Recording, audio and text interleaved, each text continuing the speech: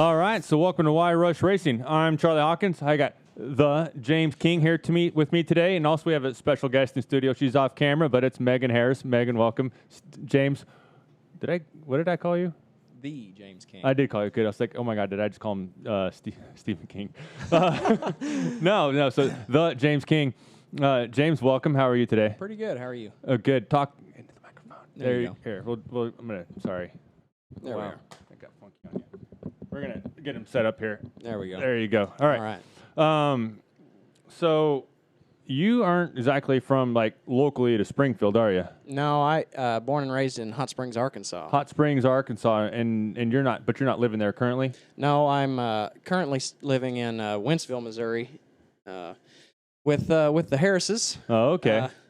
So that's about solid 3.5 hours from here, and solid 3.5 hours from home. Well, I just want to say thank you for coming on. I know it's a commitment to drive 3.5 hours one way, and so thank you very much.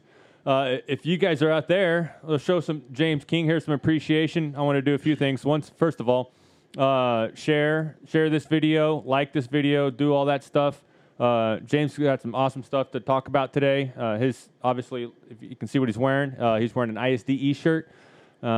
He qualified, obviously, in 2018. He's a gold medalist for the Missouri Mudders there.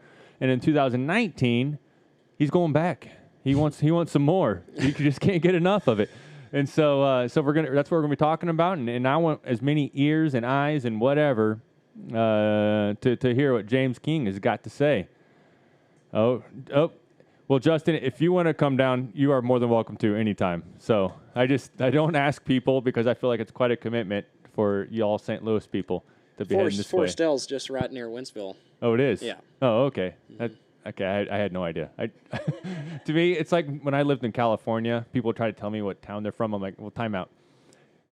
L.A. or Bay Area? Which one is it, right? Because, like, that's 70% of the population. Mm-hmm. And so, like, oh, yeah, it's Bay Area. I'm like, all right, that's all I want to know.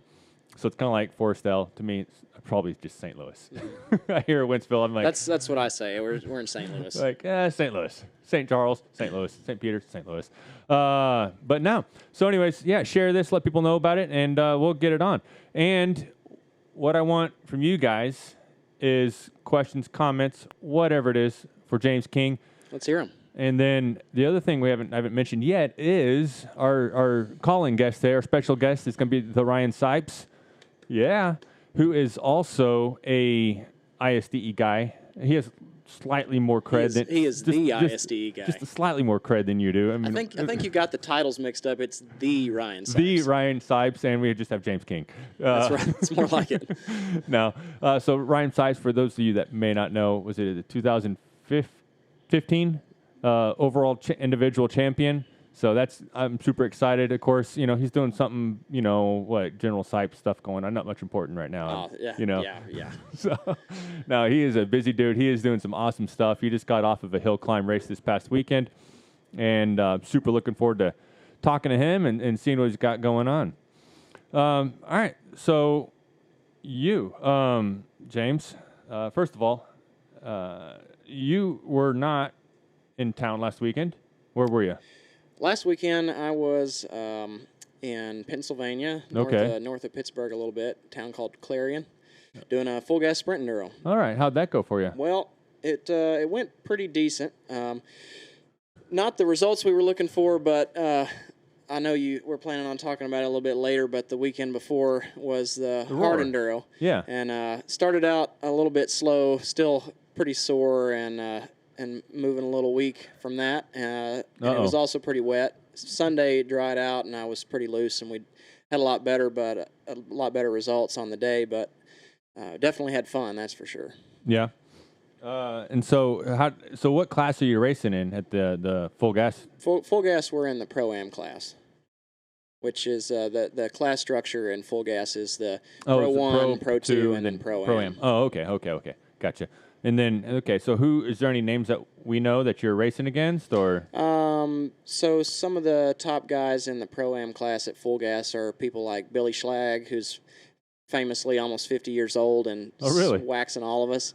Guys like R.J. Cook and some GNCC kids that are blazing fast. But the guys right above me in the Pro 2 class, those are guys like Evan Smith, who I believe you've had on here before. Yeah, he's smoking fast. Yeah. So, cool. And then, so Megan, I gotta turn your mic on here. So, did you go to the full gas race as well? Yeah, I did. I went to both the races in Pennsylvania with him. And then, so you went both races. Oh, so you were at the Roars one as well? Yeah, we were there for 2 weeks. Ooh, which one was more fun for you to watch? I think that the Tough Like Roar race was really different than what he's normally done. So it was really interesting seeing him in a different setting. Okay. So I really liked that one. But I always love the full gases just because they're always back and you can easily go to different places to watch them in the woods. Yeah. Now, real quick for you, Megan, you ride as well? I don't race, but I do ride. Oh, you've never raced? No, I got a dirt bike, so my whole family races. Yeah. So they're trying to get me into racing, and they kind of got started racing and riding whenever I was in high school, busy with other things. So we got a dirt bike in like November. Yeah. So just trying to find time to actually get on the bike is really hard. If only you knew any good racers that could show you a thing or two, right? Yeah. It's not like she lives in a house that isn't full of them, right? Yeah, exactly. And, well, your little sister, Kylie. Yeah. Kylie, we talked about her maybe a month ago. She was down in Alabama doing the Perry Mountain 24-hour race. Yeah. So and they did really well. Absolutely, they did. Also, before I left, she made sure that I was going to give her a shout-out. So there you go, Kylie. You asked for. And it's not the first shout-out you've got here, just for the record. We've talked about her in the past on the show. But, no, so awesome. I'm glad you could make it drive. Of course, 7 hours of driving, I would definitely want to try to bring a companion, too. So, yeah. But, no, so awesome. All right, so you're at Tough Like Roar. That was your second time to be there? That was actually my fourth time to be Fourth? there. Oh, so you're no...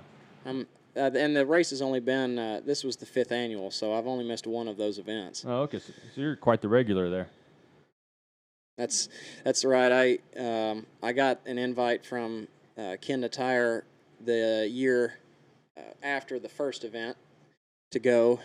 They're the title sponsor of that event, and so we went, and we've sort of got hooked on it. There's a lot of good people there, and we've just been going back to race that event. Yeah, awesome. How has it changed over the years? Well, it's definitely gotten harder, as my experience with hard enduros have. Yes. I think what ends up happening is the winners always say it wasn't hard enough, so the promoters go, well, watch me go. And watch your mouth, boy. It gets progressively more difficult every year, and so it's always a challenge. And every year we sign up for it, I know it's going to be more torture than the last year. Yeah. All right, let's make sure. So, yeah, we are live. All right, so, yeah. All right, so Nicholas Hopkins, thank you for commenting. Yeah, old Nick's out here. And then, but yeah, let's keep the comments rolling and see what's going on. And remember, let's share, like, whatever, let people know about it. We've got James King here and Ryan Sipes coming up soon. So that's one thing. So I was listening to the American Hard Enduro podcast here just recently, and I think along those lines, is it either it was like Battle of the Goats or the one that's this weekend, Fallen Timbers? They're saying that they are definitely stepping up the level on one of those two to make it more from, they said it was more of just a hard Hare scramble to make it more of a hard enduro. And I think that's kind of exciting for people that want to race those things. Mm-hmm. I think the evolution of that genre of the sport is really progressing quickly, and as a result of that, the courses are getting more challenging. And I think because of that, too, you're getting some of the bigger names coming to these races that aren't the TKO. Like Wade Young, for instance. Well, Wade Young, and then like this weekend, Max Gerston's going to be there. He's a West Coast dude, right? Mm-hmm. So he's traveling all over. He's going to be there. He's going to be at both the Battle of the Goats and Fallen Timbers, and he's also doing the TKO. And then like at the Battle of the Goats, Colton Haker, Tristan Hart. There's a number of like top level dudes that are going to be there, and I think that's just awesome for the sport in general. And I think as it becomes more challenging, I think the guys that are still looking for that true challenge, will start taking the time to get there. Mm-hmm. So looking forward to it.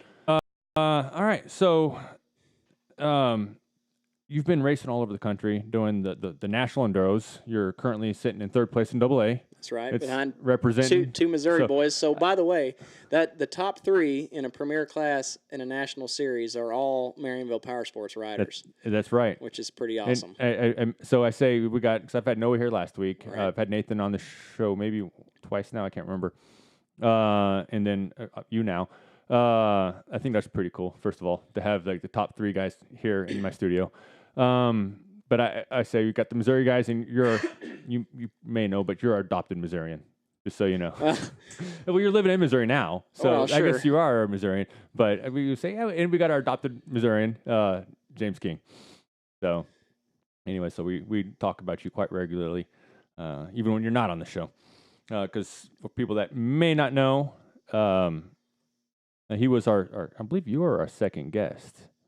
Over the phone. On the I phone. think it was episode 2, right? Yeah, you were our second guest. So been on the show before. Another question here from Justin: where do you practice? Well, that's a good question. So we spend basically just about any opportunity I can, especially when I'm at my home in Arkansas. I've got a track there. Just a couple miles down the road, literally, I can just ride my bike. There is over a 1,200-acre off-road park that I've built countless miles of trails on. I've hosted a race there several times. Okay. While we were in Pennsylvania the past couple weeks, we've whenever we get an opportunity, basically throughout the week to ride, we sort of take up that opportunity as it comes. And when we travel, obviously we race with a lot of people from a lot of different places, and so we get to, call them up and sort of get together and ride with people that don't live in your area. Where's the coolest place you've gone to? Well, as far as practicing goes, coincidentally, probably the coolest place that I've ever gotten to just call up and go ride was actually probably Ryan Sipes' house. Oh, seriously? Which if he's listening right now, he'll tell you that I sort of got a special privilege because his father's hayfields. No. We got to ride on his father's hayfields which was a very rare thing because he was doing a video shoot there and they had it all set up to race. So we got to rip up a grass track that never gets ridden, and he's got a supercross track at his house and some pretty sweet woods. So did he just finish doing hay or it was cut, yeah. Okay, yeah. I was like, my dad would right before hay season starts, he's like, stay out of the fields. Right. Then kind of once he's mowed it, I don't know, was it Ryan doing, was it a crop or was it just hay? Or it was what just was hay. It? Yeah, that's all it was. So, but once he kind of mows it, gets it baled, it's a little more free reign. Mm-hmm. I'd say probably this fall, the runner-up for that question would probably be when my brother's a Marine, was stationed in 29 Palms, California. Okay. He's currently in Iraq right now, but when he first got stationed there, we drove his truck out to him, and on spring break, and we went a week early, and we rode Glamis, and then we rode Glen Helen, okay, and then we rode Johnson Valley OHV area, that was a pretty awesome week of practice. Is that so? Glen Helen's kind of in LA area. Where's that? Or it's about 100 miles east of LA. Okay, so and then because so you're kind of in the high desert getting there, or yeah, it's definitely considered high desert. It's out of the valley. That's one of the coldest nights I've ever had. Was you know where Bishop, California is? Mm-hmm. Okay, have you heard of Mammoth Ski Resort? Mm-hmm. Yeah. So just south of there, I was camping. It was like October. As soon as that sun went down, it got cold instantly. It seemed like just because it does that. There's like no atmosphere, and it just goes poof. All the heat just disappears until the sun comes up. Right. So Jeremy Harris says hi from Levi. What's up, Levi? And then JT Black, when will we see you at a Missouri Hare Scramble? All right, so the plan is there has been some ideas being kicked around this about. This is still just a kick around idea. Well, this is a kick around idea, but now considering that I am living in Missouri now, it only seems appropriate that I see if I can throw my hat in for a Missouri championship. So 2020 might be 20, okay, right? Might be. It's like you're a little late racing, for 19, right? But planning on racing a whole bunch in 2020, and we're definitely going to hit at least 2 before the end of the year. And there's some things in the works that we're not going to talk about today, but one of those events may may have an extra little thing tied to it that I'll be at. So if we're not talking about today, how do we bet? What's the best way to follow you? Well, Facebook is a great way to follow me. I post a lot of content on there, a lot of updates about. Is it just James King? Or? Just James King on Facebook, and it's a photo. My profile picture is a photo of me on a motorcycle. Yeah, that's, naturally. Well, that's what I'm like. Somebody, a friend requested me, like, are they on a dirt bike? Yeah, all right, I'll accept it. Right. So then another great way to get a hold of, and private messages on social media, and the other platform that I use a lot is Instagram, which I don't know. Can I do this and just put it right here? Is that a thing? Not that fast. No. So it's King_racing_off-road. And that's the Instagram handle. Or you could just type in James King and or just search up. James King. That's what I did. I'm like, yep, there he is. Boom, done. Sure. Email and phone number are always a great way to get a hold of me too. I don't have any problem giving those out. We might get that information together and put it out at the end of the podcast for people to get a hold of me. Yeah, sure. I mean, you can do it whenever. Okay. And then I can probably, when we're done, where do you want that information? We could put that on your Facebook page on the Just make a post. Yeah, make a post. If anybody wants to contact me about anything that we talked about, we can throw that information up there for them. Maybe. Yeah, and then DM. Of course, DM anymore. Like, if you're gonna text me, it's almost the same as like using like Facebook Messenger, right? Yeah. It's like it pops up the same. I respond the same. All that stuff's the same. It's sometimes it does if I'm not friends with you or whatever. It kind of gets hidden temporarily, but I kind of check that, and so I'm sure you're the same way. You're looking for these, pending messages.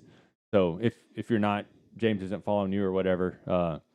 Yeah. And if for some reason I'm not following you, it'll show me that I received a message. And yeah. I always get back with them. Yeah. What about me? Oh, JT, Missouri races. Well, that's a good question. What my plan is first of all, get in better shape. I don't know if anybody saw my latest video. I raced this past weekend. It was pretty sad. Really, really sad, actually. I'm out of shape.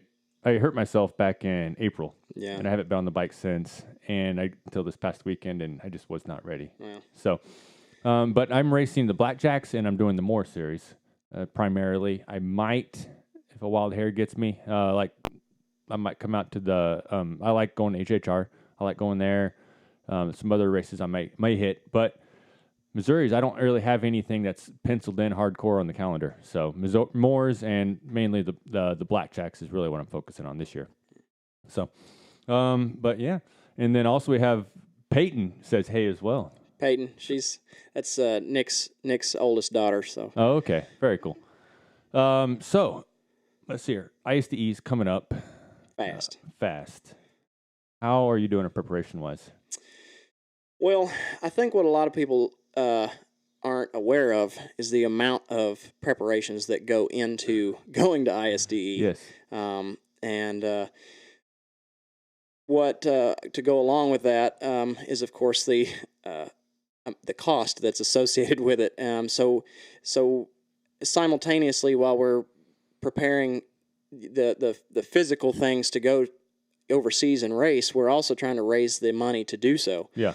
So there's a lot of stuff on my plate, including working and racing, and and then adding that burden on there is quite a lot. So basically, there's a lot of deadlines that have to be met with the FIM and the AMA. That's things like the hotel packages and things like insurance that has to be booked, and race entry fees and support fees.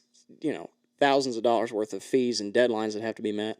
You also have to come up with a motorcycle and build it, put it in a crate. There's a deadline to have the crate sent. I was surprised how long it took to get your bike back. Months. Yeah, I don't know. What about getting it over there? Is it a little faster? No, it's no faster. It's really? Yeah. We'll put a brand new motorcycle in a crate, and won't see it for 2.5, 3 months. So it's that race is in November this year, right? Beginning of November, right? Okay, so approaching fast. So money obviously is a big thing, maybe one of the biggest obstacles to overcome. Right, especially for the club team riders. Yeah. Another thing that a lot of people don't understand is that the AMA doesn't. There's no support for the club team riders. Okay. When we sign up for this, we bear that burden alone. You do. It's kind of like us going to the Missouri races. Only times like 1,000 or maybe 700. Right. But okay. So what are some of the things you're doing to help offset something so it's not all out of pocket for you? Right. So last year we found some successes and we found some failures with fundraising, and so we've this year we've sort of rebooted what we're trying to do and brought back a few things that worked really well.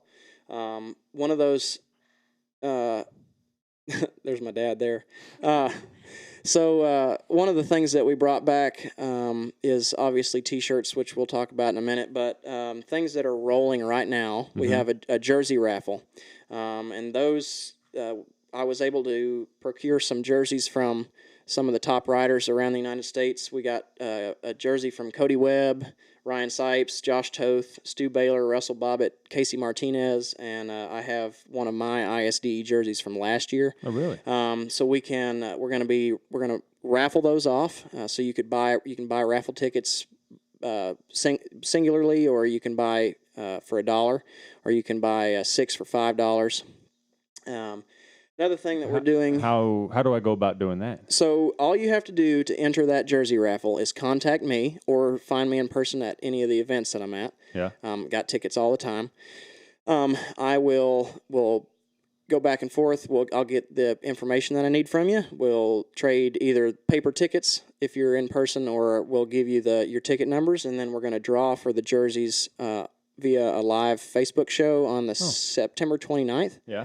We're going to draw all 7 tickets in order, and then the first ticket holder will have his choice of any of the jerseys in the pot. Yeah. Second ticket winner will have his jersey of the remainder, and etc. Okay, awesome. And so, I'm sorry, so I interrupted you. What else did you have? So another thing that we have going that this is the official announcement of this, by the way. I know there's been a lot of people sending me messages about this because it was a huge hit last year, and I had a lot of fun doing it, and really looking forward to it. But we're going to do riding camps again this year. Oh, you are? We are, and there's going to be three locations. Okay. So you did only 2 last year, though. Well, we did 3. You did do 3. Okay. We did do 3, right? So, the first event is going to be is in 2.5 weeks, I guess now. Okay. It's the Tyler Lawrence Memorial Hare Scramble at Camp Story, which is an Arkansas Hare Scramble race. This one's going to be a little bit different because it's only going to be a Saturday event. Okay. Just because of the way that the event worked out. So you're doing your training on Saturday and the races on Sunday? So that particular class is going to be sort of a one-size-fits-all class based on the track that people are going to race on Sunday. Huh. But the remaining 2 events will be the same format as last year. So there'll be the next event is at Hardwood Hills Ranch here in Missouri, and it is August 17th and 18th. Yeah. When you sign up for a class, you sign up for 1 day. So the Saturday class is for like beginner class riders and young kids that we're going to build on. We're going to build good habits, and we're going to work on skills and techniques. And then the Sunday class is for more advanced riders, so like real faster kids, and we're talking like advanced C riders and B riders. We're going to work on some more advanced techniques, and we're going to work on some racing drills, and things that'll help the advanced riders build on what they have. Is there a limit to how many people participate? Yeah, so we're going to do a limit of 10 riders a day. So that's a number that I can manage, but also make sure that everybody who signs up for the class it gets a certain amount of individual attention. Okay, and then. Do you have a fee yet, or the cost of Right, so we're going to do, for a day's class, we're going to do $125. Okay. And some of these events have different setups, but basically that'll include your gate fee to the facility or the event. And then we'll also have ice chests with waters and watermelons and things to keep you cool because it's obviously going to be pretty warm. It's going to be warm. And then we also have one final date or class, which is September 21st and 22nd, and that's at the famous White Rock Campground in Combs, Arkansas, where they do the White Rock Enduro. Is that the private campground there, or it's the one that's owned and managed by the club? Okay, yeah, that's a pretty nice facility. It's pretty there. nice. And then the motocross track that they just revamped. Oh, I didn't know they had one. It's a vintage track, but it's still pretty sweet. Vintage sounds like not a lot of jumps, which sounds like my kind of track. Right. That's precisely it. All right, awesome. Well, good luck with that. That's pretty cool. And we better not keep your dad waiting too much longer. But when and where are you racing next? Looks like the next event on the schedule is the National Enduro in Pennsylvania, Cross Fork, which is next weekend. Next weekend? Right. Right on. And you said it's also in Pennsylvania. Is that what you just said? Yes. Oh, okay. Cool. Matt there asked the question if there's going to be a list of skills taught. So probably sometime tomorrow or this weekend, I'm going to make the follow-up announcement on my social media pages. Okay. There'll be a flyer with all the relevant information, and there'll also be a lot of information about exactly what we're going to teach each class, skills and techniques that we're going to plan on learning in there. So if you check my Facebook and Instagram pages in the coming days, you'll see that information. Whatever you do, he hates it when you guys DM him. So don't do that. Send me a message. No, but seriously, no. Yeah, if you got a question, like you guys hear right now, he doesn't have it typed out. DM him, send him a message, any of this stuff. I mean, trust me, he wants to get you guys involved. He's trying to grow the sport just like I am. And right. And one thing that needs to be mentioned here is that these fundraisers that we're doing, these are... When we did this last year, we wanted to figure out a way so that we could raise the money for me to go and race for the Team USA, but also get those who were interested in helping out something back. Yeah. So we wanted to come up with things. You're not just holding out a hat like trying to collect money. Right. There's something in it for you guys. Right. We wanted to be sure that every fundraising opportunity that we presented left something out there for people to have. Absolutely. Well, do you want to try to give Ryan Sipes a call? Yeah, let's give Ryan a call. And then we'll get to some of the other... Cool. We got a lot of other stuff still to cover. But let's see here. Sipes.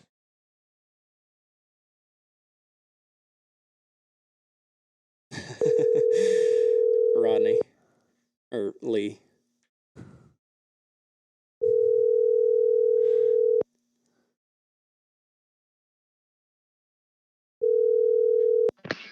Hello. Hello, is this Ryan Sipes?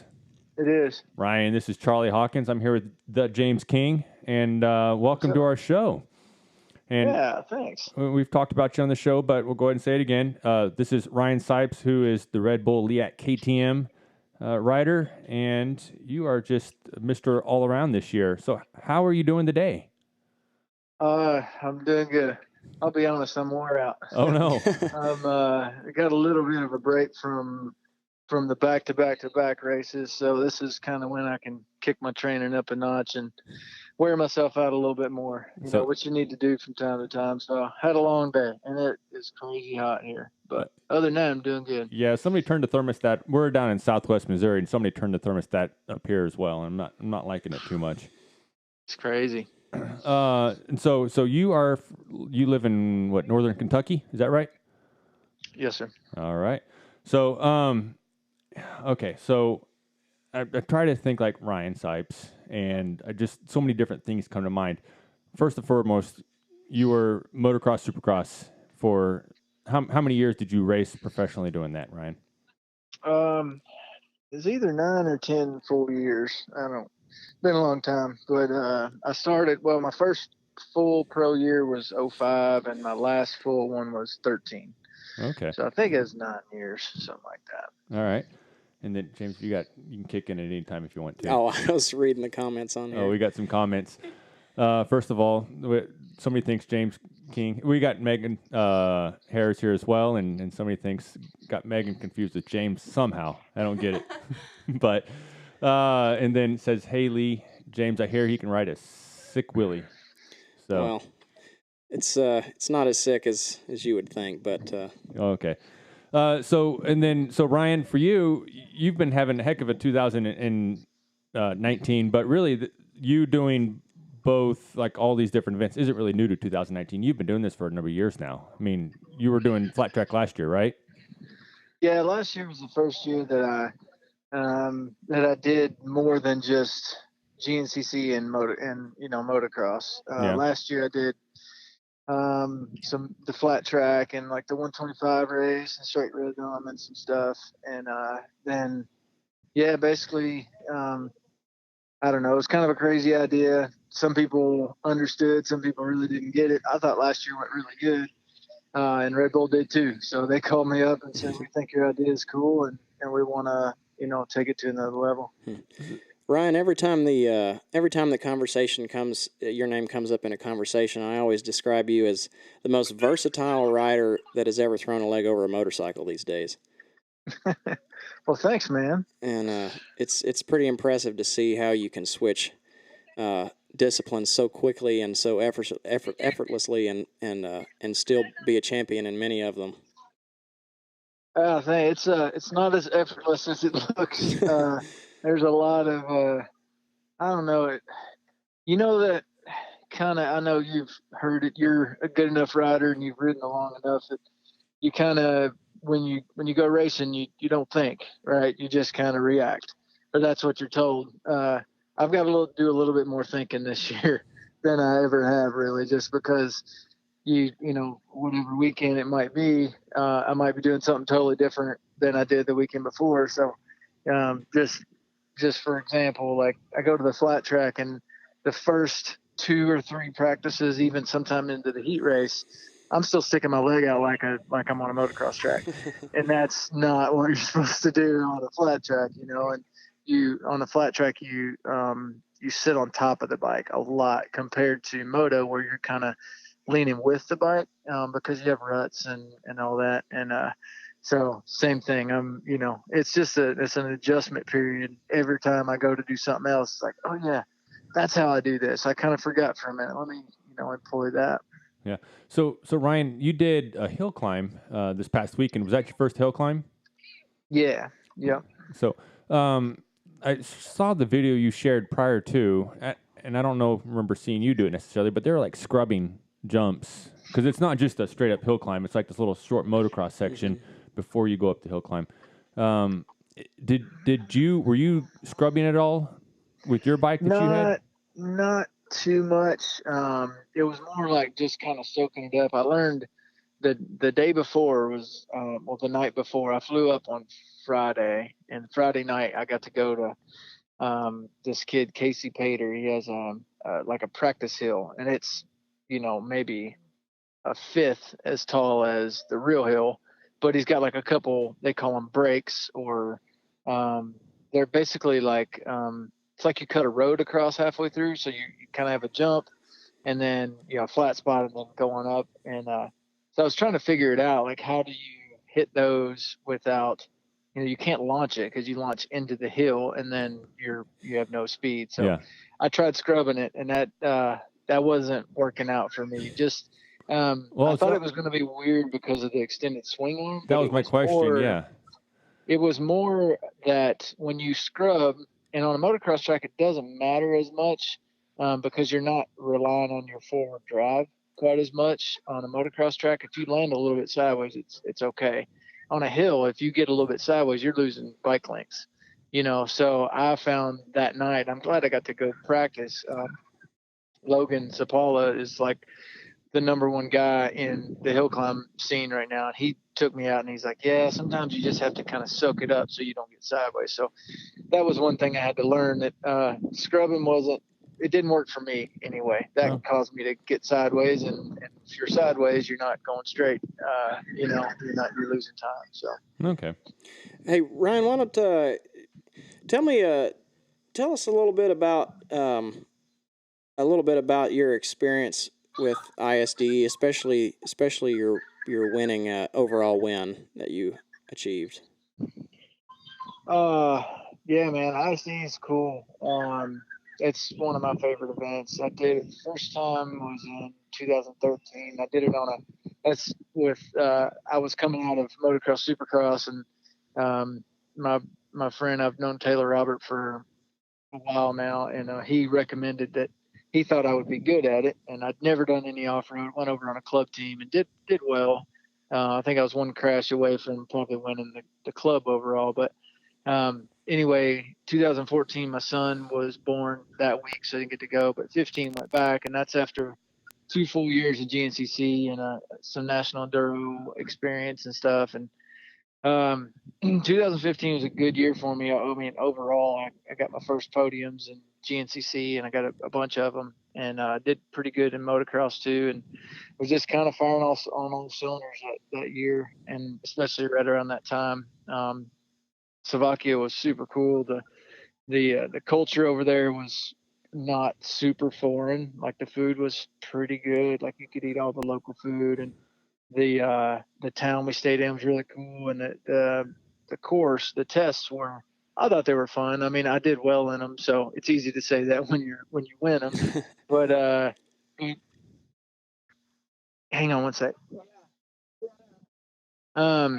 Sorry. But anyway, I thought the tests were really cool. There was, some rocky ones, but most of them were dirt, and there's some motocross tracks. And I don't know. I just had a good time, and it was a really cool experience being a week-long thing. Like, I never won a championship in Supercross or motocross or GNCC or anything, but to me, the 6-day long race against the best off-road riders in the world, that was a championship to me. To hold it together. Well, first to get the lead, and then build the lead, and then be able to hold it together and not blow it the last 2 days was it was nerve-wracking and all that stuff, but one of my fondest memories for sure, because it was hard, and I did it. I made it. So, Ryan, one other thing that about ISD, one of the biggest memories for me, and of you especially, is that my first experience with ISD, the week prior, walking tracks, walking the test sections with guys like you and yourself, we were able to soak up so much from riders like you in those situations that it was really critical in I think in our performance the week following, and it's really cool to get to experience that sort of thing from riders of your caliber, that's for sure. Yeah, I mean, that's a lot of people take it lightly, the walking, and they're kind of talking and joking around and looking at their phone and not really taking it serious, cutting off sections. But that's your only practice. So we take it as serious as we can, especially Taylor and I. Just try to walk it as many times as we can and really soak it in. And I think that's probably one of the most important things of the week. So I'm glad you guys got to hang out with us, and I'm glad it was helpful to you, because, we'll do it again this year. I'll be, we'll be out there probably the longest and do it the most times, because that's what it takes to try to win the thing. So when you guys walk it, I mean, you're doing like 70-mile transfers, but only like a 6-mile test or something like that along those lines? Yeah, 3 to 5 mile tests usually. So you're mainly walking the test. You're not doing the transfers or sighting any of those. It's pretty much the test. Yeah, we don't walk any of the transfers. Okay. Because the transfers are not. You don't have to go fast. You don't have to go really fast. Really fast. You just got to get. You just got to get there quickly enough. Watch out for dogs, right, James? Oh God. Oh man. Let me tell you. Wasn't it Zach that hit 2 in one test? I don't know. That's the down in Argentina, but I heard about it. Yeah. So Ryan, this is a live show, and we had a comment here from Emmons Racing saying Ryan is an inspirational rider. We root for you whenever we see your name. And then also got a comment from Fennel Film saying this is awesome. So cool to see these kind of videos. So anyways, yeah, Ryan. Cool. Thank you, guys. I know Emmons Racing is not alone with what he's saying there as far as rooting for you. And I've been rooting. I'm relatively new to the sport, Ryan. You've been racing ISDs longer than I've been racing at all total. But you're definitely one of the first names that I heard about. And then, because that's kind of what I heard, and you kind of verified that, is you kind of got recruited into the ISDE as they said, hey, there's a guy that could really help, I guess, the U.S. perform as a off-road racer in these ISDE events. And so that's kind of is that really what got you into off-road racing, was this ISDE draw? Yeah, they were kind of seeing, I think the Europeans were the first ones to do it, France and Spain and those kind of countries. They were bringing not old, but like ex-pro motocrossers in. Yeah. And the guys were pretty good. So then the auntie, the guy that kind of has the control on who rides for the team, he's like, all right, well, we need to look for some motocrossers, and they brought Zach Osborne in, and he did good for him. And I'd known Taylor for a while, and I would go for the weekend and stay with Taylor and hang out, and we would ride all his stuff, his off-road stuff. This is still when I was doing motocross and everything. And so he called on to, he's like, hey, this guy can ride off-road, let's give him a shot. So. And so along those lines, do you know who Jordan Jarvis is? Yeah. So she's super fast. She's on the verge of qualifying for like outdoor nationals as far as, going to the mains and 250s and whatnot. And that's open, right? Not like among women racers. And so she's going to be doing the ISDE representing the United States this year with Becca Sheets and I forget who else.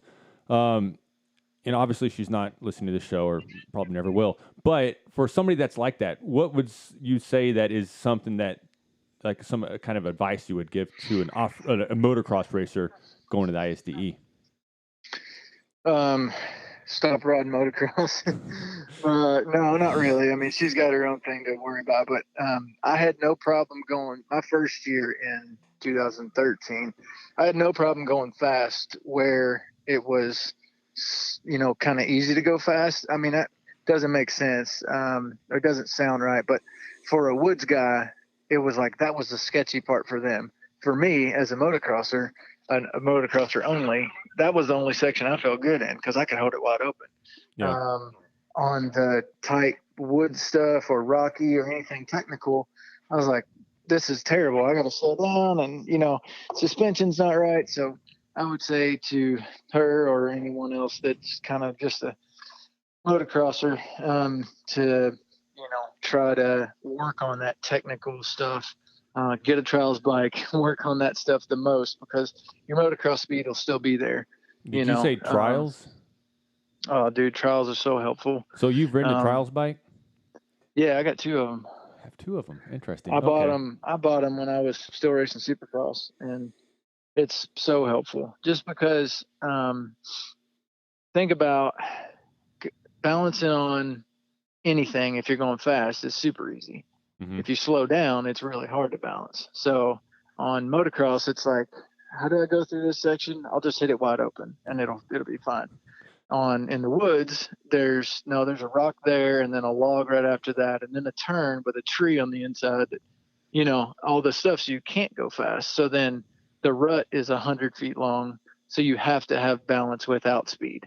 That's where the trials bike has been really helpful for me. Huh. Okay. Because that was one of the questions I was going to ask you is like, have you considered broadening horizons on as far as the overall best rider thing and going to trials on one end? And I was thinking what's on the other would be road bikes. You don't also have a road bike, do you? No, I don't. And I'm not good enough at trials to even be like a beginner. So, but the road race thing intrigues me. I'm hoping, I think it's going to work out to be able to try one out this fall. Oh, really? And I don't know. People that are good at road racing think I'll be good at it. So we'll find out if they're right or not. I know a few people that road race, and I find that going from dirt biking to road racing is a lot easier than doing road racing to dirt bikes. And yeah, because they do not like the feeling of their bike sliding around at all. Yeah. Whereas, we're more used to it. So, but yeah, okay. All right. So this coming up year, who I forget. So your teammates are is it Caleb Russell, Stu Baylor, and who's was there a fourth? Escaped my mind. Taylor Robert. Taylor Robert, is it? Okay, yeah. Good. For some reason I was thinking he wasn't, but no, good. He is back doing it. Excellent. Yeah. So, and that's pretty much Caleb Russell ended up bowing out right before he had to get shoulder surgery, I believe, last year, right before the ISDE. Yeah. So we got a pretty strong team. You're gonna be able to hold off 3 Australians this year, you think? Man, I think so. Especially if we can all kind of hold it together. Like last year, we were leading the thing when I got hurt, So I feel like we could have maybe done something last year as well. But this is the strongest team that I've probably been on. And so, yeah, I think we can do pretty good. We just got to be smart, be fast, but be smart and not have those big crashes like I had last year. Absolutely. And stay healthy. Number one. Yeah. Absolutely. And so I was curious, on Instagram recently, you posted a photo of your E-line pipe guard. Mm-hmm. Do you have any more hard enduros in the books? I'm supposed to do one in September. It's a local one here. It's part of the American Hard Enduro series. And Battle of the Goats? No, this one it's a place called Saddleback in Bedford, Kentucky. Yeah. Okay. I'm a member there. And they have some pretty gnarly stuff. Hopefully it's, they make it doable, but I think I'm going to go do that one just because it'd be good practice for me for next year. And it's close enough. When you say doable, is so you're saying with the assumption that Erzberg is not doable, right? Well, obviously it is. Well, whatever 14 guys finished it. I'm sorry, for just normal people. So I mean, yeah, because that's one thing. Erzbergs are just on in Romaniacs, and a lot of those top ones aren't just a whole different level than what we see here in the United States. Yeah, it's crazy. I can't wait to see Romaniacs. So that's next weekend, right? Yeah, this weekend or next weekend. I'm not sure. Yeah, it's coming up soon. That's what I know. Okay, well, that's awesome because I know I was rooting for you. I am a big fan of the hard enduro. In fact, I got Will and Drew Kirby, the guys that are behind the American Hard Enduro, coming on next week as our calling guests. Nice. So looking forward to them coming on. But no, so you've ridden quite a few bikes over the years, and then right now you're riding a variety of them. Which bike is kind of your favorite to kind of swing a leg over and just go train on? Man, is it bad to say I like them all? No, really for me, it's hard to kind of pick a favorite. I'd have to pick a discipline rather than a bike because all the bikes that I have a different purpose. Like I have the flat track bike, the Supercross bike, the GNCC bike, the hard enduro bike. Okay. And they all do those things really well. I've been riding hard enduro the most lately because I'm rebuilding my 250F right now, but that I would be practicing for 6 days. But the flat track thing is really fun, man. That's probably my favorite to do. But I only get to do it, twice a month or so. So it's easy to say that when I only get to do it, not very often. So you say twice a month. Is that training or racing?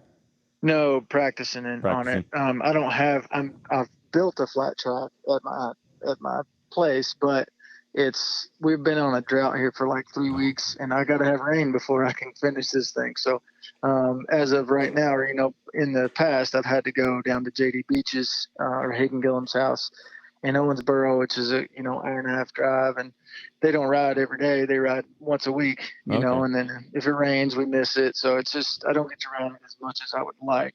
So did you say JD Beach? Yeah, because he's a road racer too, right? Pretty good one. Yep. Yeah. Okay. So yeah, he could probably get you introduced into road racing, I imagine. Well, that's the one. I invited him up to ride my ISD practice track that I built 2 weeks ago, I think. Okay. And when he did a few laps and we did some sprints and took some times and everything. And the first thing he said when we got done, he said, "I got to take you road racing." And I'm like, "What are you talking about?" And he's like, "Your line choice and the way you trust your tires." He said, that's everything in road racing, like trusting your tires. And so I don't know. That's what I said. He thinks I could be good at it. So I've always wanted to try it. I've there's just a shocker. Had a chance. You could be good at it. Okay. Yeah. Oh shoot. I had a question for you that popped in my head, but now I forget. You're supposed to write these down. I did. That's the problem. He did. But I've kind of been skipping around, and so I guess what we're saying though is flat track was kind of your favorite, and then that's what it was. ISDE. You said you're going to be racing the 250F. Yeah. Yep. Okay. Why a 250 versus some of the bigger displacement bikes? because nobody else will ride it. I want to do whatever. I've already won it overall, and that sounds silly to say I don't want to win it again. I do want to win it again, and I think I can on a 250. But So in my mind, I'll just ride it because I want to win as a team. I wasn't part of the team that won. I got hurt and didn't get to go. So if they need me to ride a XR600, that's fine. If I can be part of the winning team and be a strong member of the team. Is the team kind of like what it is for like the designations where you have displacement, like so you have a 250, a 450, and whatever? You have you have to have at least one in the E1 class, which is 250F, one in I'm sorry, is that the way it is? Yeah. E1 is 250, E2 is 350 or 450, and E3 is 500 four-stroke or 300 two-stroke. And you have to have at least one in each class. Oh, okay. And then the fourth guy can kind of pick whatever he wants. But Taylor and Caleb want to ride 350s. And then Stu and I kind of get what we take what we have to, what they need. So Stu's been working on a 500? Did he get a 500? Is that his ISDE bike, or is he just racing 450? No, he's got to race a 500. He's got to ride the E3 class. Holy cow! Okay, but who better to ride the 500 than Stu Baylor? That's true. Well, yeah, he's a great candidate for it because most guys aren't as big and strong as he is, and they'll ride a 300 two-stroke. Yeah, he's got about 30 pounds on him at least. Yeah, and he's stout as an ox, so I mean he's going to be perfect for the 500. Huh. Awesome. Oh, okay. And so just one quick question. So I went and watched Monster Jam about a year and a half ago with my son, and I didn't realize this. Is that your brother who's the driver for Megalodon? Yeah, that's awesome. So for people that may not know, that's the shark one. It seems like that top fin's always broken off, but it was actually, honest to God, no, maybe there's a lightning bolt one too. I think it was coming down between the Lightning, I forgot what the name of that truck is, and Megalodon. But have you ever had an opportunity to operate one of those things? No, I haven't. And he only gets to drive his truck at the races or at the events. He doesn't have a practice truck or anything like that. So it's pretty amazing what they can do when they only get to drive it, once a week or whatever. Yeah, but no, I've never tried that. It looks cool. It looks hard. I think I'm pretty amazed by what they're able to do in those things. Yeah. Okay, and so then another question for you is you've done a lot of different events over the years. What is your favorite single one-off event that you've done?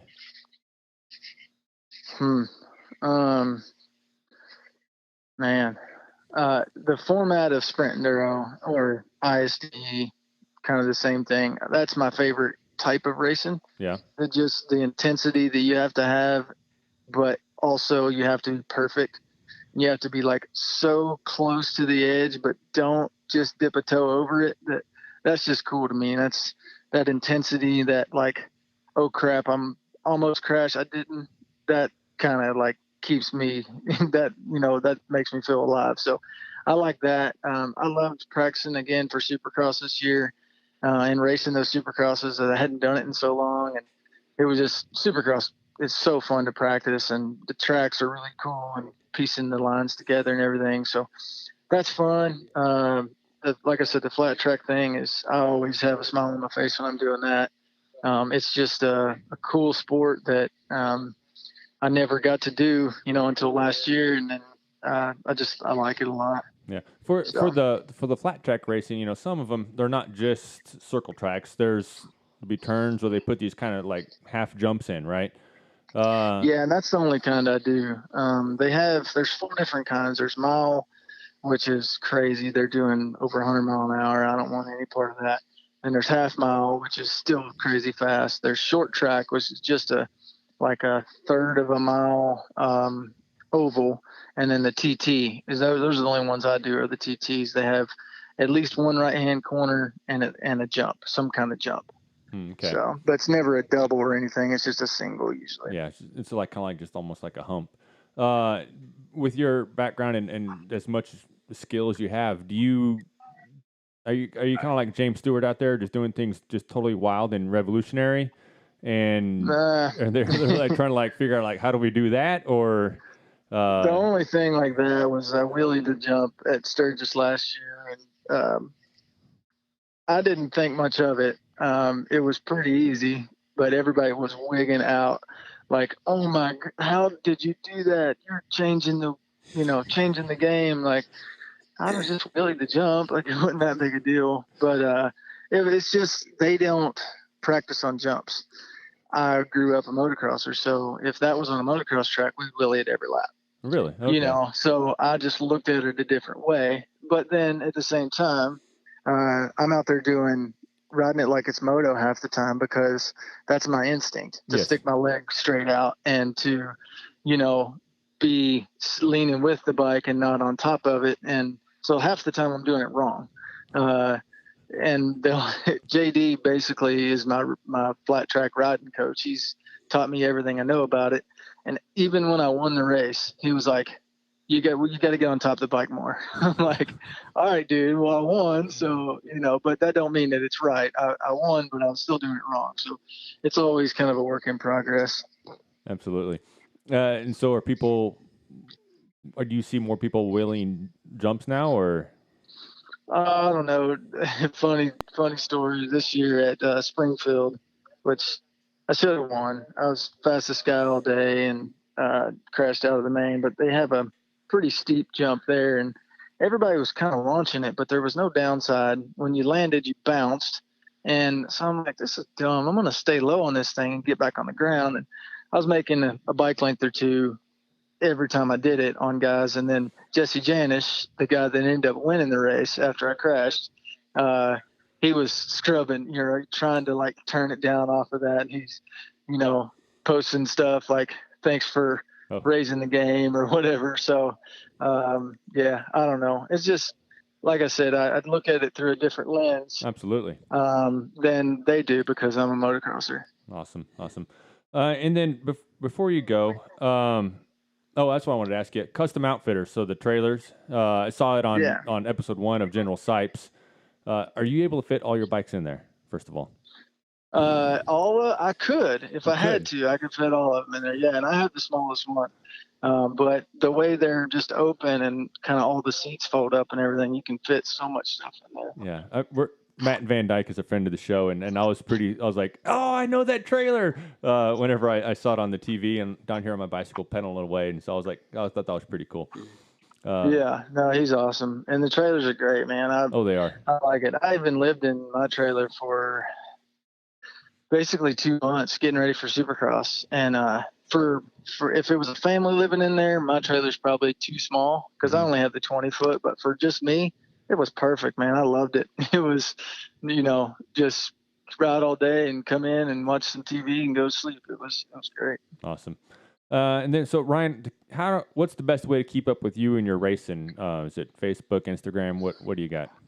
Yeah, I'd say Instagram's probably the best one, but it also, it posts to the other ones too. And and then check out the General Sipes video series by Red Bull. It's on YouTube and Red Bull TV. That's they're doing 6 episodes. They already did 2. They're going to do the third one next week. Okay. And then they'll do the last 3 later in the year, probably around October-ish. Okay. Who is the announcer? Somebody that we should know? The guy doing the commentary? I don't even know who it is, to be honest. Because he was the way he was talking is like either is somebody we should know, or he's just talking about how it was back in his day. I couldn't tell which one it was. They wanted to get. Have you ever seen The Big Lebowski? Oh yeah. That's what he sounds like. Is that that dude, the real Southern guy at the bar? Yeah, at the bar. Yeah, bowling alley. Yeah, they wanted that guy, but apparently his fee was outrageous. So they got his. They found somebody else. They got his twin brother because that's the guy that came to mind when I heard his voice. So well, good. So it did what it was supposed to do. Cool. So so your Instagram is r_Sipes, or which you can do is just type in Ryan Sipes. I mean, he's gonna be the guy. So, Ryan, before we go, do you have any other sponsors you'd like to give a shout out to? Well, I mean, all my sponsors, Red Bull, Leatt, I'm head to toe Leatt gear, and everything they make is really good. KTM, FMF, Dunlop, Steve Hatch Racing is my riding coach. Decal Works, REP suspension. I mean, I got a million Guts seats. I don't know if I said FMF probably, but anyway, I didn't name them all, but thank you guys for everything. So Leatt, I just want to say this. I try to tell people this as often as possible. I am a huge fan of their Fusion 2. It's the chest guard neck protector combination thing all in one.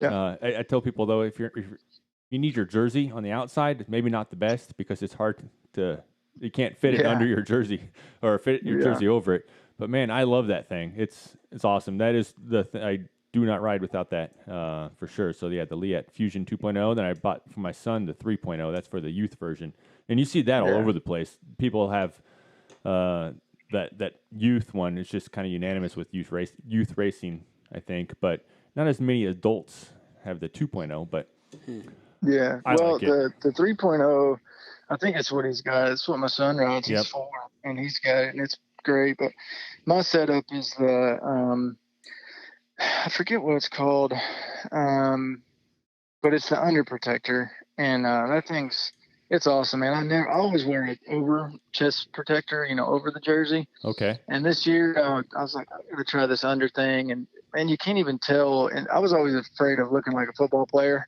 because I kind of hated the look of that.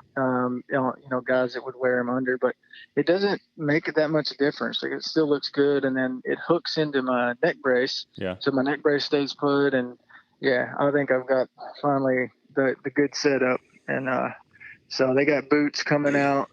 They got goggles now. Like, it's good. So, but no. Hey, and Ryan, I wanted to thank you personally for it, of course, and remind everybody out there. But I've got a Ryan Sipes jersey that we're raffling off. And guys, go and show some support for Ryan on his social media accounts. He's an incredible ambassador for the sport of off-road motorcycle racing, and the sport needs people like Ryan out there. So be sure you go and follow up with that. Absolutely. Thanks, James. You're making me tear up. Well, Ryan, thank you for your time. We appreciate it. Good luck this November at the ISDE and just all of your adventures between now and then. So we'll keep on following you and wish you the best of luck, okay? Cool. Thanks for having me on, guys. All right, take care. Bye-bye. Bye-bye. Oh, man, they do not disappoint whenever they come on. No, he's an awesome guy. So I did not expect him to say he had 2 trials bikes. So we were talking about before the show. James and I were talking about I would like to see him do road racing, which he said he's actually would like to try. Right, but he kind of we kind of nailed it on both ends, didn't we? Well, he said no, not on the trials. But the fact that he has them and he knows the sport, and I did not expect him to say, "Yeah, I've ridden trials. I own 2 bikes." I'm like, really? Huh? So that's pretty cool. All right, so. We didn't quite finish all of your stuff on the ISDE. And again, if you guys are watching the show, thank you for your comments. Thank you for sharing it and all that stuff. And again, don't feel like you got to stop asking questions now. Yeah, keep them coming. We'd like to hear some questions. I want to keep them coming. So I think that I already asked you this in 2018. You raced it. Is there something you're doing differently as far as just preparation goes for 2019? Yeah. So I definitely am. We learned. I learned that ISDE is one of those things that you cannot learn about by reading in a book. Okay. You can't prepare for even by talking to veterans. Videos? You have got to go there and learn about things. And one of the biggest things that we're going to be changing this year is bike setup. Okay. The word coming back is that Portugal, which I don't know if we even mentioned it, this year's ISD is in Portimao, Portugal. Okay. Is going to be very similar to what it was in Chile last year. A lot of sand and whatnot? Well, it was actually, that's what we had thought, but it's very hard-packed and dusty, silty, like skatey kind of. So this year the bike setup's going to be way different, meaning we're going to be on a 4-stroke this year, a Marionville Power Sports Yamaha. Okay. When's the last time you rode a 4-stroke? It's been a few years. Okay. But there was a time. You gonna get some seat time on one before November? Yeah, that's certainly the plan. There's some stuff in the works for that.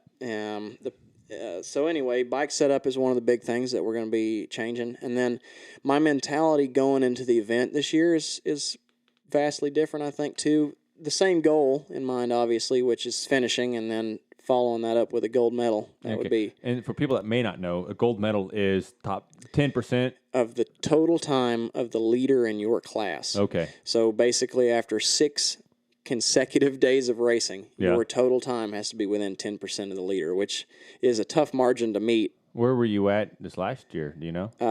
Percentage-wise, it ended up being pretty close. It was about 9% or something like, a little over 9%.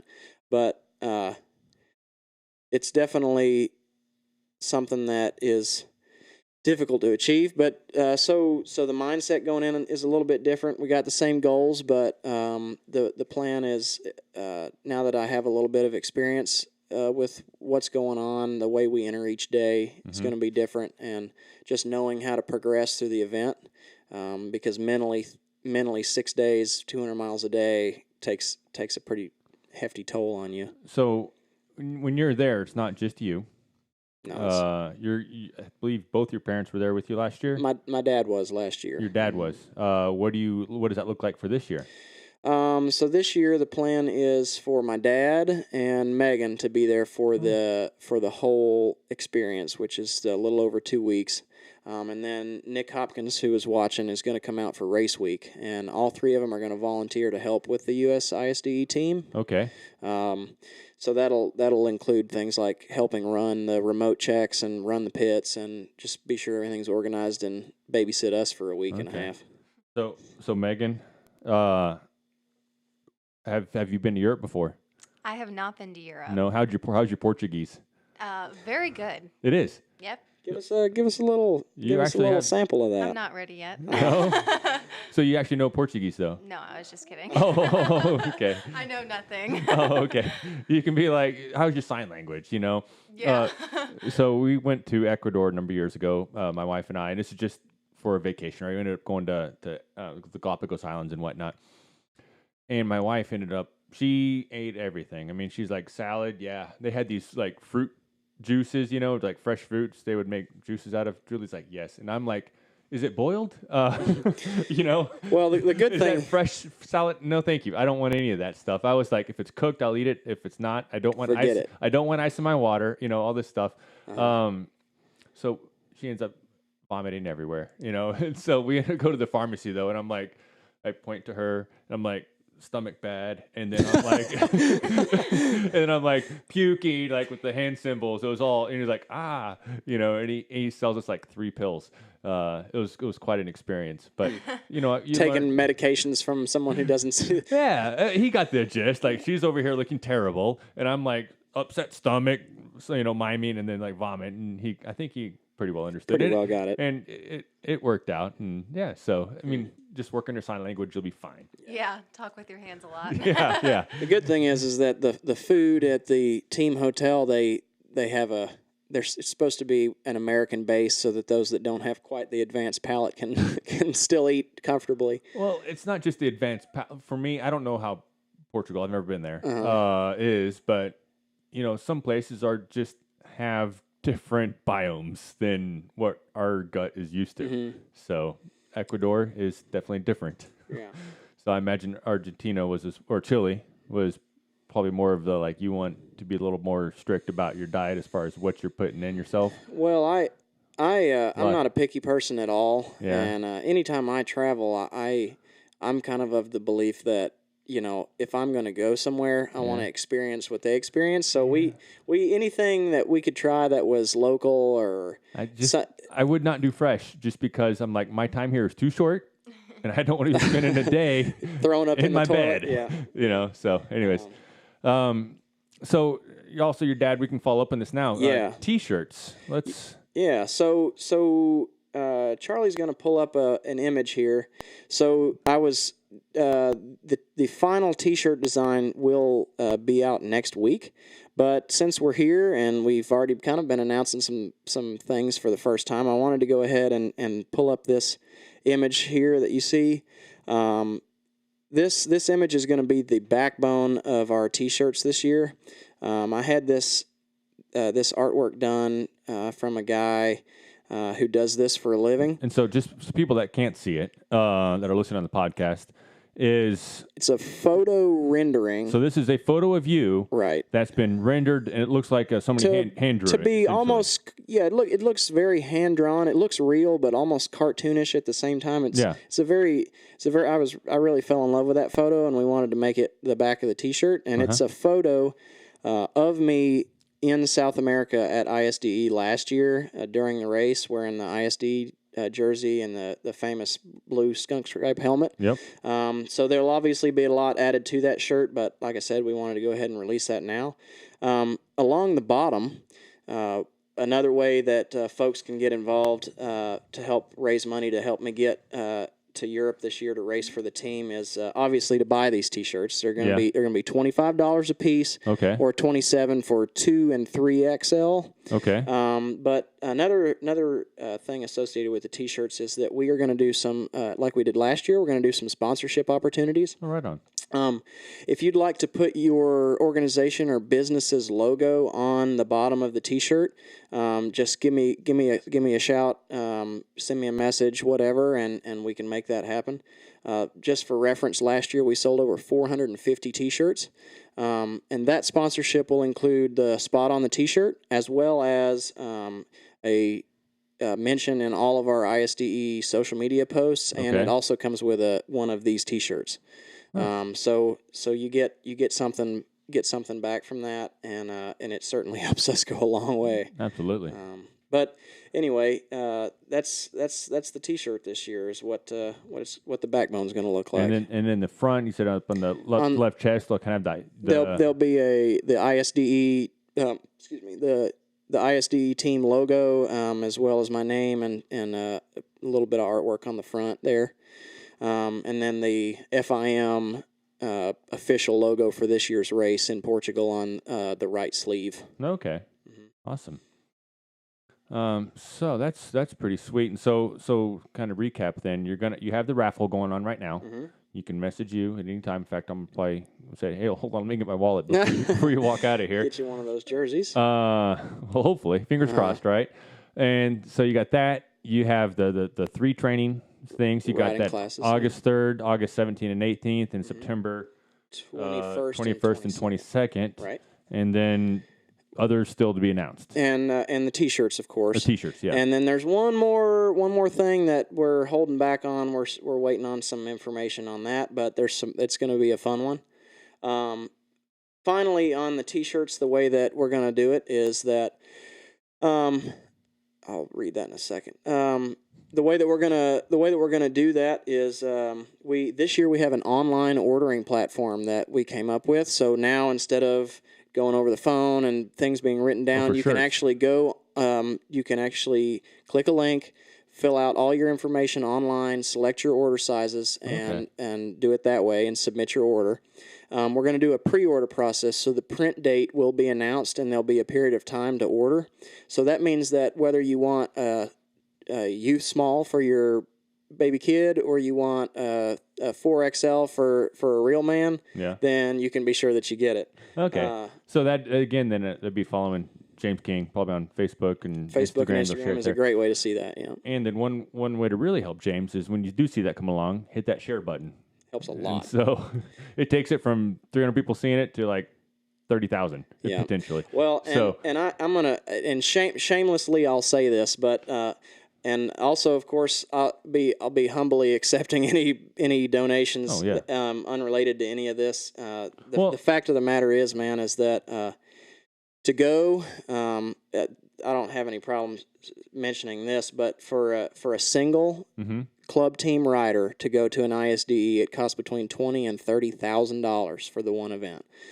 So it takes the entire racing community to help get all of these riders here. Kind of does that, takes a village saying. So, and then real quick, Spencer Sutton. Yes, there are riding schools. We've talked about that. Again, it's August 3rd, August 17th and 18th, and September 21st and 29th. Spencer did my class at Hardwood Hills Ranch last year. We did. He's one of the star kids there doing that. And so if you're wanting to do it again this year, Hardwood Hills is going to be the 17th and 18th. So send me a message. Send him a message. You know how he hates him. So no, I'm kidding. I'm kidding. No, he's gung ho and he gets back to you pretty quickly. Mm-hmm. So I've messaged you a few times between we'd first talking and now, as far as you just getting here today. And so he's been pretty quick on the response. And so I doubt he would be any different than anybody else. Mm-hmm. So that's awesome. I am super excited for you. Thank you. That's awesome. ISDE, I guess you kind of mentioned that $25,000 to $30,000, a ton of time trying to get stuff figured out, how to get your bike 2 months in advance. You got to ship it out. Why? Why do you do the ISDE? Well, I'm a little bit. I sort of seemed. Sorry, I was reading over here. I kind of have this thought where I always want to try to take the next step, and the end of 2017, after doing some talking with a lot of people, decided that ISDE was something that I wanted to try to conquer, and so we decided to do the qualifiers. Okay. And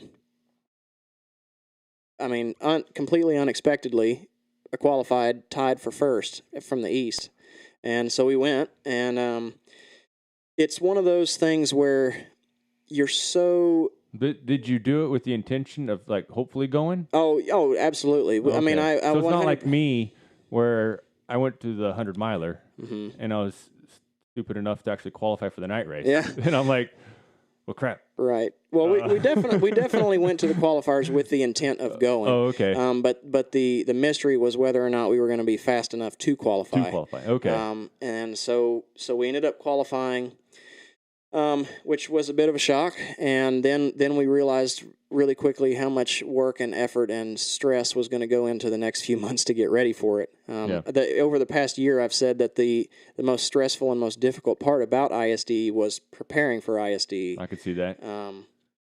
And basically, to answer your question, we wanted to do it because I wanted to take that next step. And what it turned into this year was the reasoning for doing it this year was it was such a proud, humbling moment to sort of the real achievement was when the AMA off-road director handed me the envelope with the gold medal in it, and it was such a proud moment to be able to bring something like that back to my state of Arkansas and your adopted state and my adopted state. I was on the Missouri Mutters Club team, so and bring that back for our sport, and so the thrill and the honor of doing that sort of pushed me to do it again this year. Excellent. So it's worth the trouble then, is what you're saying. We determined very quickly into that trip that it was worth every bit of the struggle. I forget who's the guy you mentioned. Is it Jeff? Jeff Fredette. So he's done it how many times now? He is a 34 or 35 time ISD racer. He has raced. Qualify as clinically insane or just? I kind of think if you race it more than once, you're pretty close to clinically insane. I can't imagine doing it over 30 times. Yeah, and so is he racing on club teams then too? Or? No. Jeff is one of the AMA team managers now. Oh, that's right. So he's actually is he on the paid end of things then, or is he still kind of voluntary? Well, he's definitely in the upper echelon of the people that sort of run that program. Okay. So I don't know the specifics of that, but I know he's if they would be there. They had a paid position. That's awesome. Okay, because I asked if he could come on. Unfortunately, he's in Alaska he's doing a motorcycle. Salmon? No, he's doing a motorcycle tour through Alaska. Oh wow. Okay. Well, I'm lucky I even got a hold of him then. Cool. All right. So you were at the Full Grass, kind of going a different direction here.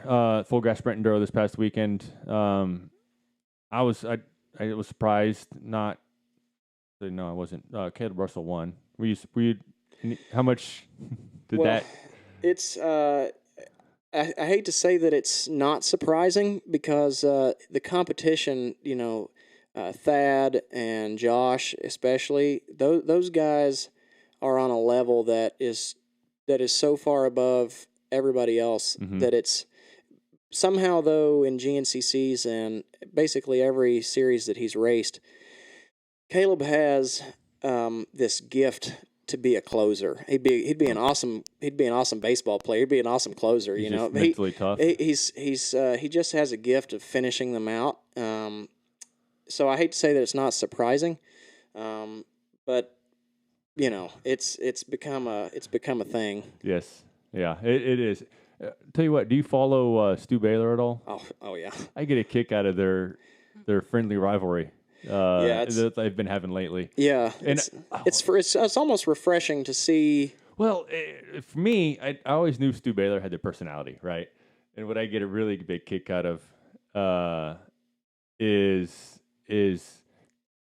Caleb kind of breaking out of it, somewhat of a shell too. I mean, it seems like he's always been kind of he's been a little more quiet. And I think sometimes it seems like he's having more fun lately. Right. Well, when sometimes maybe it just takes a guy like Stu Baylor to draw somebody out of their shell, but like I said, I think it's definitely refreshing to see people of that caliber and that much of a competition level to be, bantering back and forth. Oh, I love it. I'm eating it up. I like the snowshoe. Probably still one of my favorites. Oh, the photo of well, the backstory to that? Well, there's a bet on it, $100 bet. $100 bet, yeah. And is there more to it? Well, not obviously it goes along with what they had been doing previously, taunting each other. But there was the bet, and I like the trophy. They're comparing their trophies between the National Enduros and the GNCCs, and but no, I've been getting a kick out of it, and but no, so yeah, just seeing because I really don't just watching Caleb Russell's Instagram. You didn't get a lot of really kind of personal stuff. And I feel like recently you've kind of been getting more of a glimpse. Well, there's been so much talk about Caleb Russell's persona, I would say, over the past few years, and I'm a huge supporter of what there's a lot of people that are haters and a lot of supporters, and I'm definitely a supporter in that. Sometimes it's better to just close yourself off to the drama than to respond to it. And I think the reason that some people feel that he doesn't have much of a, outgoing personality is because he chooses to hold it in because he's going to get hate for whatever he does simply because he's a champion. And that is 100% true because people don't want to see the same person win every year, right? They like to see I like to see competition, some back and forth, personally. But I guess it helps the sport if you're out there, and that's one of the. I think for me, that's why I've always been a Stuart Baylor fan. Is he's always been out there. He's always been available. Yeah. But I've really been enjoying what Caleb's been doing recently. Right. It's both on and off the track, I guess. But anyway, so he won the full gas this weekend. And then Evan Smith. Not surprised. This isn't a huge surprise, but he won the Pro 2 class. He's kind of been doing the Caleb Russell for the Pro 2. In fact, he said, "I'm pretty sure I'm going to be able to win this championship." I'm going to take. He took Sunday off, I think, at the last round, just to try his shot at Pro 1 and see how it does. Right. But have you ever heard of Ben Nelko? Yeah, he was there last weekend. And, but that's the only one he's done, and he got second in Pro 2. Right. I don't want to say things that aren't factual, but I think he's pretty successful in the other series that he races. Okay. Is that a regional series? Or? I think it's yeah, I'm sure it is. I've never seen his name before in any of the national results, and then all of a sudden, boom, he's right here. I'm like, who's he? That happens a lot at full gases. Okay. And the reason is because it's such a unique and new format that you have a lot of crossover between series. So he must be from PA, Rob. But Oh, yeah, so I was just fixing to say the reason that the full gas are so unique is because it draws riders from a lot of different platforms and genres, and so you see a lot of GNCC people, you see a lot of National Enduro people, you see a lot of motocrossers, you see people driving from all over the place to do this format, and so that's the result. Sometimes you have what I would call sleepers that you have no idea who they are, but they're smoking everybody. Yeah. Okay. And then we got Rob Mitchell Hare, which if you guys haven't, He's got some pretty awesome. If you want to get a quick recap of what full gas is, click on Rob Mitchell's page there and watch some of his highlight videos. No, it's not. Is it his page? Rob, do you share them to your page too, or you got to go to the Full Gas Sprint Enduro website or he's got a page. Yeah, I don't know where he shares them though, because I know Full Gas Sprint Enduro is where I go to watch him. But yeah, amazing videos, just good recaps. Good. He interviewed, I think it was Evan Smith, Mike Witowski, and Jesse Ansley for this past weekend. So good insights on the racers themselves. Yeah, and and a motivator for me to race full gas again this year, or race more of them than I had been doing, is one thing that I discovered was that the format, with the exception of not having any transfer sections, is almost identical to ISDE. Yes. So it's a great trainer, I think, to go and race those and get used to the sprint format, the way that everything works, from the way that you take off to the way that the courses are marked on both sides with ribbon all the way through. Oh, it is. And so it's one of those things that's a great cross trainer and getting ready for ISDE this year. Do you think that has improved our American chances or odds at the ISD by doing this? When full gas started in 5 years ago? 14, 15, something in there.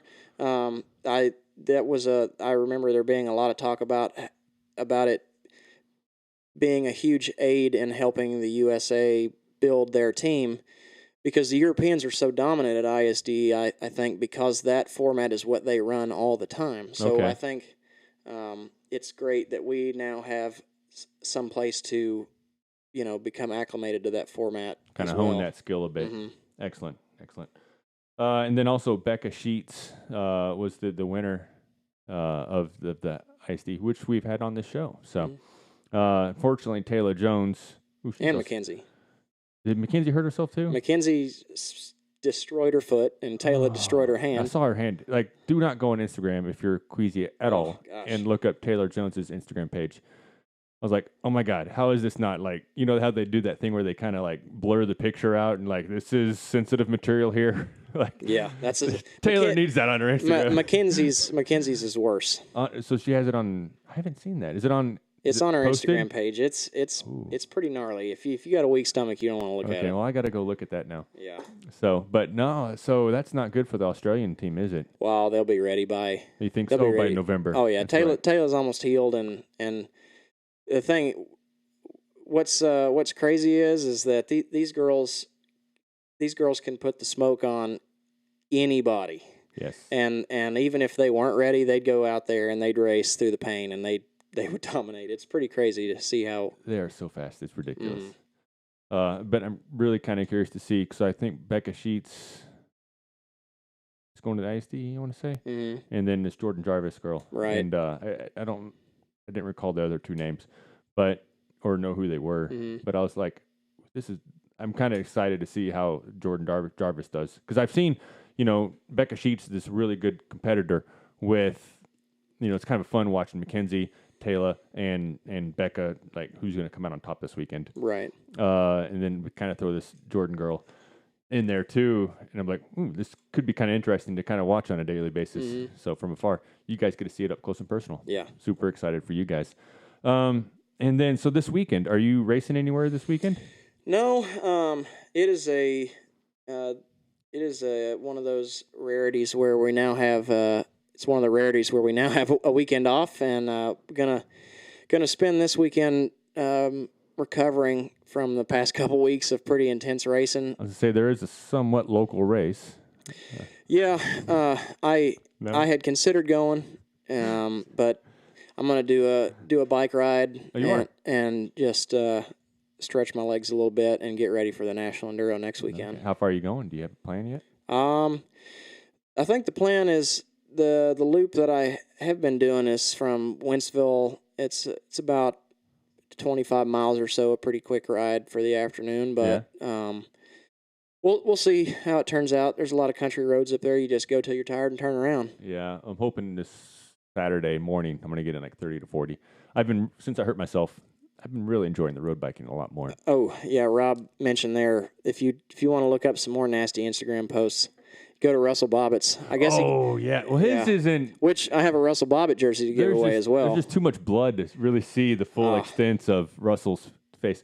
Was that kicked up rock that he hit, or did he hit the ground? Do you know? I think he hit the ground is what I read, but I could be wrong. Well, he said a rock hit his face. I'm like, so.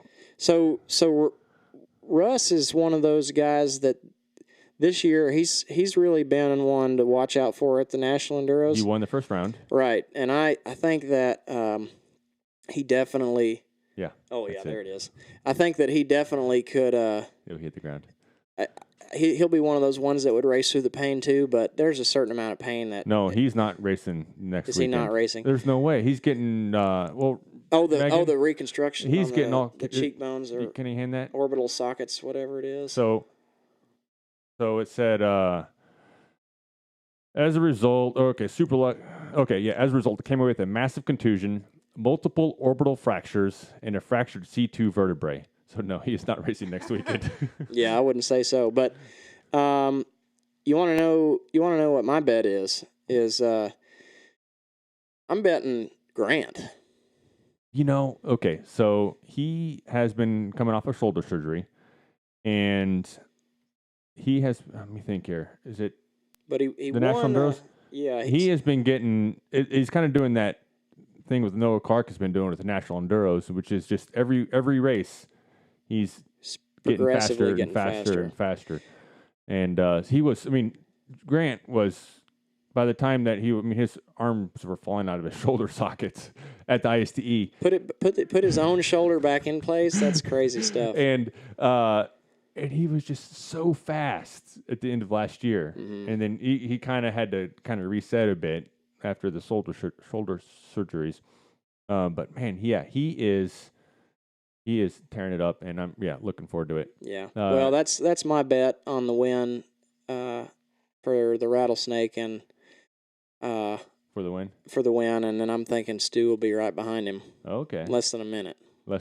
Yeah, that's 42 seconds. Yeah, probably so. Something like that. So Rob Mitchell says, that Russell Bobbitt hit the ground face first, so the rock did not get kicked up in his face. He found the rock on the ground. Broken neck, the C2 vertebrae. And then Grant looks, and Rob also said, Grant looks so good and looks like he's in the best shape he's ever been. So I don't find that surprising because he's been on a tear. Yeah. Fallen Timbers is this weekend. No, you're not going to be heading out to that, Ohio? As much as I love doing extreme enduros, they're so, it's almost as though you have to commit to the entire series and just do that. Because it's so difficult on your body and on your motorcycle that you can't, racing Hare scrambles, we can race weekend after weekend and it'd be okay. Race for me anyway. Yeah. I'm not a dedicated extreme enduro racer. I can't race that many because it's just so difficult on your body and your bike. But along those lines, then I guess is because there's Fallen Timbers, and then I think is it a week off or, but not too long after that is going to be the Battle of the Goats. Mm-hmm. So I think it might be 2 weeks later, and then a few weeks later after that is going to be the TKO. Mm-hmm. So it is we're in hard enduro season right now. Right. And so of course, right in the middle of the hottest part of the year. Yes. Yeah. And then Tennessee, Kentucky. Right? No, yeah. Mm-hmm. And then, where's Battle of the Goats at? East, I forget. It's going to be hot. Yeah. And then, of course, Tennessee's going to be hot as well. Hot and muggy. Rob Mitchell says third place in the National Enduro is officially renamed to the Evan Smith place. Rob is apparently our remote fact checker. Yes. Well, he knows his stuff. Yeah. Yeah. So, but no. So thank you, Rob. Missouri, so I kind of alluded it to earlier. Missouri Hare Scramble is rescheduled for this weekend. If you're a Missourian and you want to go race, North Carolina is where Battle of the Goats is. Okay, yeah, that's not hot at all over there. Yeah, so when I was looking for jobs coming out of college, I'm like, all right, here's Missouri. Anything south and east of here, I'm not interested in. It's just gets summer. It's too hot and too humid. Like, I don't want to live there. Somebody said, well, how about Fresno, California? I'm like, okay, it's insanely hot, but it's not humid. I'll go marginally better. Yeah. But yeah, the Missouri spare parts at Eugene, Missouri. So if you guys are interested in that, go to www.mhsc. It's mhscracing.com. And so that, and honestly, the Fallen Timbers are the only 2 races I have on my calendar that I know of. There may be some other reschedules out there, like the Missouri Hare Scramble, but it's kind of a slow weekend for racing, surprisingly. Well, I guess it's July. It's coming into summer breaks. Hot. And we got the Blackjacks are taking their summer break. GNCC's on its summer break. Sprint Enduros and National Enduros don't really have a summer break, do they? No, not particularly. Yes, Eric definitely wants to see you down at the. There's a Sprint Enduro in Illinois. Eric, you changed your sign in there a lot shorter. Thank you. His thing did take like a whole line. Oh yeah. So it was Eric Loudmouth Presents or something like that. But no, so a lot of stuff coming up. Thank you for coming today. Thanks for having me. I appreciate it. This has been a long, so if everybody's still watching, thank you. Yep. I appreciate you giving me your platform to try to scrounge up some. You are welcome back anytime. Thank you. So I appreciate it. Megan, likewise, if you want to come down, get on the Enduro Talk, you're welcome to come. Bring your sister with you. All right, I will. Love to talk to her. I'm wanting to get the Roberts girl, her teammates, for her and Riley. Love to get them on. And like the Today Show where they set them all around and talk about racing. Their team. Sure. Yes. So just so much. So I'm really having a fun time with this, meeting you and just everybody I'm getting to meet and just kind of share with you guys out there. I'm having fun. I think you guys are having fun. If anybody out there wants to be on the show, let me know. I am more than happy to have whoever. If you guys want to talk and just talk about dirt bikes, that's all it requires. So anyways, this is Charlie Hawkins. That's James King. We got Megan over there just off the camera. Goodbye. Hey, before we go, I want to thank a couple people that have been behind me. Thus far. Of course, everybody in this area knows Steve Underwood, Marionville Power Sports. Absolutely. That's where you need to get your bikes from. Yes. Kenda Tires, Amsoil with USA Synthetics is the distributor that I use. Carb Sport XC Gear makes some incredible clamps that I run on my bike. Oh, yeah. So what was the first thing you said? XC, what did you say before? The Carb Sport, which is the additive that we put in our drinks that we use while we race. I was thinking something for carburetors. Right. No. I use all Wiseco engine and transmission parts, so I want to thank those guys. E-Line Accessories, the same company that's making. They're pretty well local. They're St. Louis. Yeah, pretty much on the other side in Illinois. I got their skid plate on my bike. Decal Works has been with me for a long time. Bulletproof Designs, they're a local company here as well. I just did a video on them. I had a bent or a cracked radiator guard. I don't know how I did it. I did it. Took a picture of it. I sent it to those guys over at Bulletproof Designs and like, hey, it says something on your website about a lifetime guarantee or a lifetime warranty. Does it cover dumb stuff like this? And they're like, send the radiator guard, $19 to this address, and good to go. We'll send you one back. And like, really? Okay. So I did. So if you guys want to see my video and then talk a little bit about that, also I did kind of a little talk about that on my channel on YouTube, Wireless Racing, talking about the radiator guards. Go ahead. Trail Tech, if you're looking for any electronics for your bike, that's a great way to go. Brady Matter with TBT Racing Suspension. That's he's been doing my suspension for years. And he's out of where? Tulsa. Okay. And so another pretty well local company that you can use. Answer Racing is where I get my gear from, and pretty new is Funnel Web Filters out of the Netherlands. It's a wild looking filter. It's a wild looking filter, but man, I used them in South America with the Silt and on a 2-stroke, and man, they really work. So you didn't run a sock over it, or did you still run it like a pre-filter? I had the pre-filters and never put them on. Really? They work so well. And so you'll if you see those, you'll know it because they have like all these little pyramids, right? Sticking out like a big porcupine air filter. Right. So, and then I'd like to mention a few people that have already stepped up to be on the team for ISDE this year. Motion Pro, which of course everybody knows Motion Pro. They've stepped up.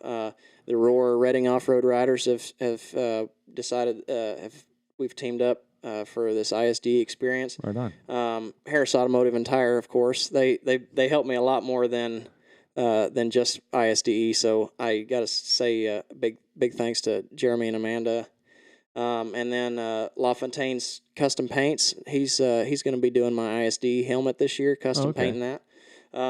And you could have your name added to that list too. Just give me a message, and we can. I'd really appreciate working with you. And that's everybody so far. Awesome. Well, thank you again for coming on. And yeah, you got a ton of. That's what I like is, especially people like you that you probably pick out the gear you want to use first. Right, and then you go and be like, "Hey, can I get supported by you or whatever?" That's kind of how I am as far as the stuff I wear, like the Leatt I was talking about earlier. Is I ride what I'm going to ride with, and then I try to get support. And it sounds like you got the stuff that you're listing here is like the good. It's top of the top, and so that's awesome. Good luck this year. Thank you. I'm looking forward to watching you. It's kind of hard to be there and see as much as you can. It's not like the Tour de France with like helicopters flying over you all day. But it's going to be awesome. It's going to be 6 days of fun, and I'm super looking forward to hitting that is it F4 or whatever, the refresh button. And watching the results. It's like, all right, come on in. Yeah. So, but no. So thank you for coming on today. Thank you. And have a safe drive home. All right. Thank you, sir. All right. Take care. Bye bye. All right.